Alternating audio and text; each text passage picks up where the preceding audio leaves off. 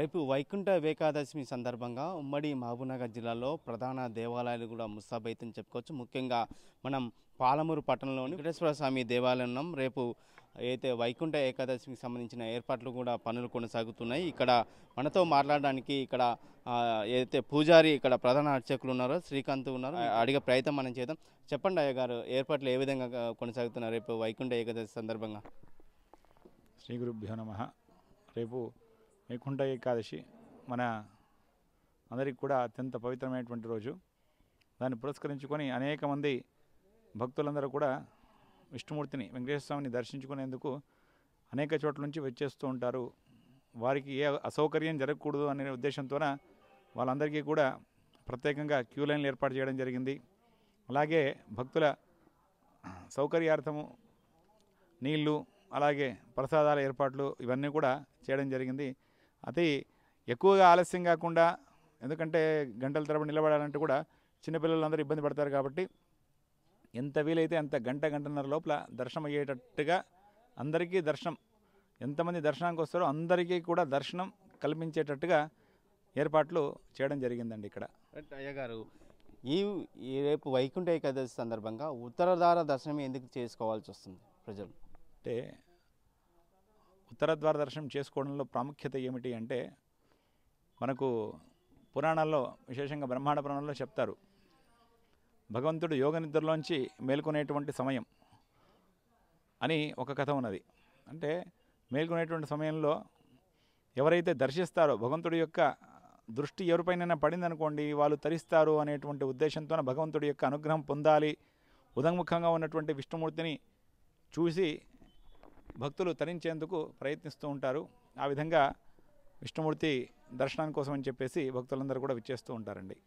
అంటే రేపు ఉత్తరద్వార దర్శనం చేసుకుంటే ఏ మోక్షం కలుగుతుంది?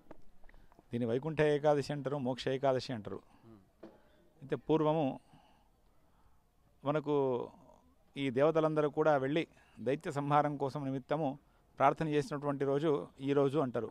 అంటే ఈ రోజు ఎవరినైతే భగవంతుడిని ఎవరైతే దర్శిస్తారో వారికి మోక్షం కలిగిస్తాను అని మనకు పురాణాలు కూడా చెబుతున్నాయి. కాబట్టి భగవంతుని అనుగ్రహం కలుగుతుంది అనేటువంటి ఉద్దేశంతో భక్తులందరూ కూడా దర్శించుకుంటారు. దీన్ని ఈరోజు దర్శించుకోవడం వల్ల భగవంతుడి యొక్క అనుగ్రహం కలిగి మన ప్రారంధాలు ఏమైతే ఉంటాయో అవన్నీ కూడా తొలగిపోయి మనకు మోక్షానికి దగ్గర అవుతాము అనేటువంటి విషయంతో భక్తులందరూ కూడా దర్శించుకుంటారు. అంటే రేపు ఎలాంటి ఏర్పాట్లు చేయబోతున్నారు? ఇక్కడ చాలామంది కూడా రద్దీగా, గతంలో కూడా ఉత్తరద్వార దర్శనం చాలామంది భక్తులు వచ్చారు, కొద్దిగా ఇబ్బందులు కూడా ఏర్పడ్డాయి. ఈసారి ఏమేమి ఏర్పాటు చేయబోతున్నారు?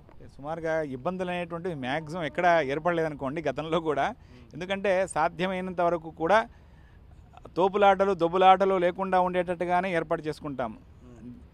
అనేక క్యూ లైన్లు పెట్టాం. ఎందుకంటే ఆ లైన్లు గేటు దాటి బయటికి వెళ్ళేటట్టుగా కాకుండా లోపలే, ప్రాంగణం లోపలే భక్తులందరూ కూడా ఉండేటట్టుగా ఏర్పాటు చేయడం జరిగింది.